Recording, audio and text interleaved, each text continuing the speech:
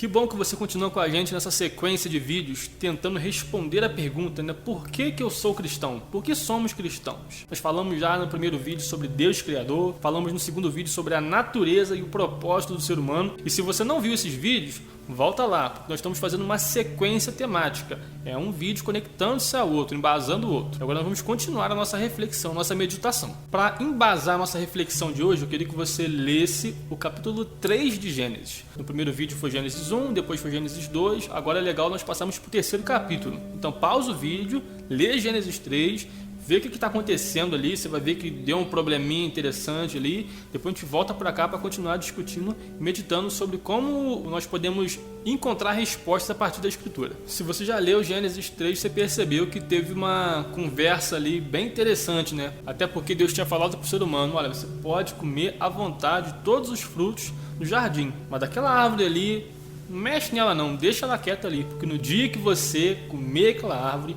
você vai morrer.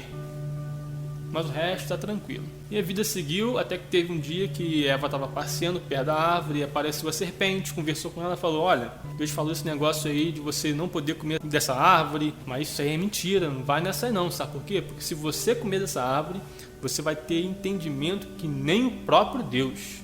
Você vai se igualar a ele. Eu queria meditar com você um pouco sobre essa proposta da serpente. Porque quando a serpente diz isso para Eva, está gerando ali uma proposta de quê?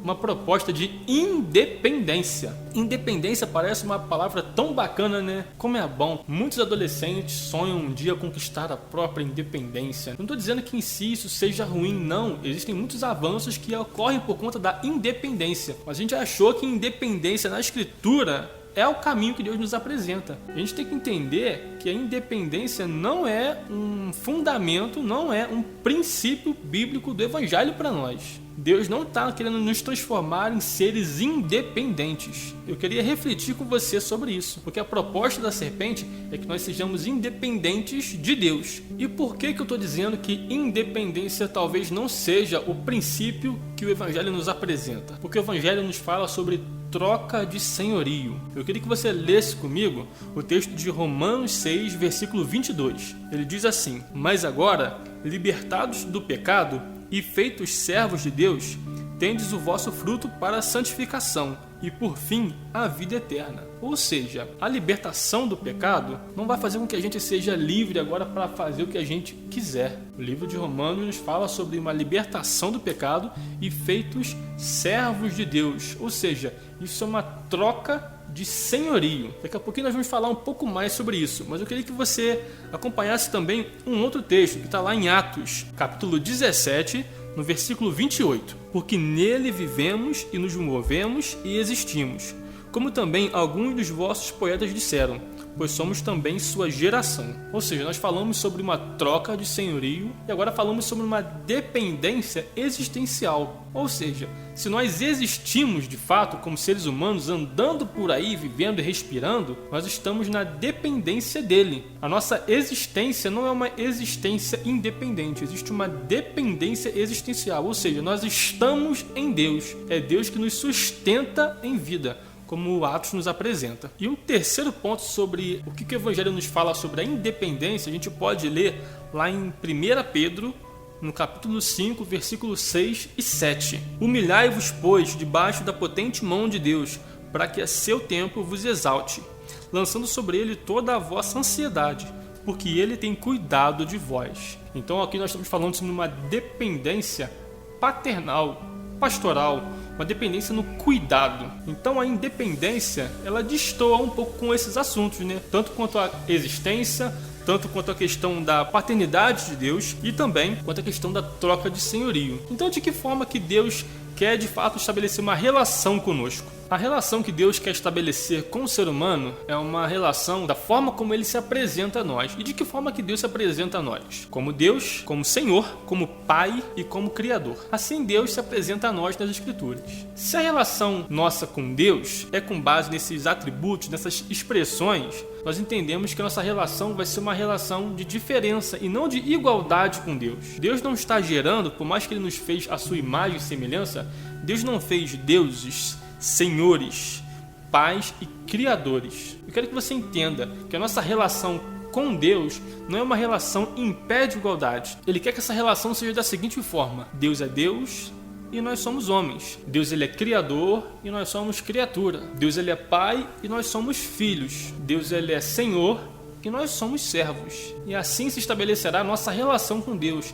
Essa é a vontade dele. Você pode falar, nossa, mas que coisa mais tirana. Deus quer ser Senhor e nós temos que ser servos. Essa relação é extremamente saudável e extremamente embasada no amor. É por isso que nós refletimos no vídeo passado de que Deus, em essência, ele é amor. E a nossa relação com ele é assim. Uma relação em que nós nos humilhamos, em que nós reconhecemos quem nós somos e quem Ele é. E por mais que nós tenhamos em nós atributos que expressem quem Deus é, as suas virtudes, afinal de contas nós somos feitos à sua imagem e semelhança, nossa relação com Ele é uma relação em que Ele é de um jeito e nós somos de outro. É uma relação que contempla as diferenças. Não há problema em nós termos um papel nessa relação e Deus ter outro. Afinal de contas, Deus quer cuidar de nós como um Senhor que guia seus servos, como Deus, dono do universo, mas que também se desdobra para dar atenção e trazer cuidado à sua criação. E Ele também quer ser o nosso Pai, né? Essa é a proposta de família de Deus. Aqueles que creem em Jesus e o recebem em seu coração serão filhos de Deus.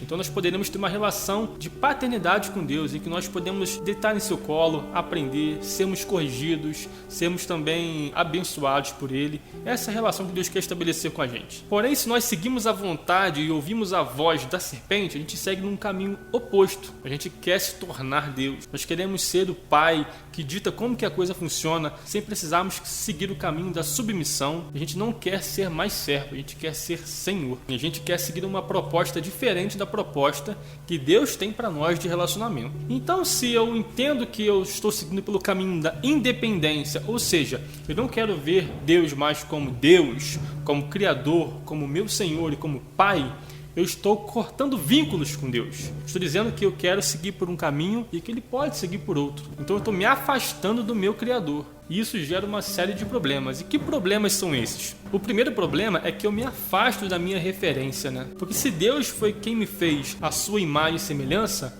se eu perco contato com Deus, se eu sigo numa direção oposta a Ele, eu começo a não mais saber quem eu sou. Eu começo a aprender agora sobre outras perspectivas e não a perspectiva do meu Criador, do meu fabricante. Eu começo a inventar jeitos de como que eu posso ser, como que eu quero ser, e não procurando na fonte verdadeira, né? Não procurando naquele que sim vai me dizer a verdade sobre quem eu sou, como que eu funciono, como que eu devo reagir, como que eu devo caminhar e viver nessa vida. E naturalmente, se eu entendo que eu sou um ser humano e ser humano é natureza inspirada em Deus, se eu me afasto de Deus, eu me desumanizo, eu começo a me tornar cada vez menos humano. Afinal de contas, aquele que é a referência de quem de fato eu sou está distante. Eu virei as costas para Deus e comecei a aprender de mim, supostamente, em outros lugares, em outras ideias, em outras vozes. E quanto mais eu vou vivendo dessa forma, mais eu me afasto da minha essência de ser humano. Eu começo a me corromper, a me desconfigurar, a me tornar tudo aquilo que de fato eu não sou. Por quê? Porque eu busco respostas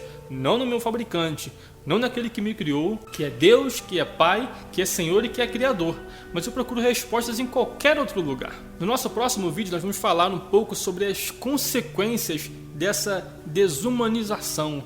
O que esse afastamento que o ser humano vivenciou? O que esse afastamento do ser humano de Deus promove no ser humano, promove no mundo e promove nas suas relações? Quero que você nos acompanhe ainda um pouco mais para que nós possamos encontrar a resposta da pergunta: por que eu sou cristão?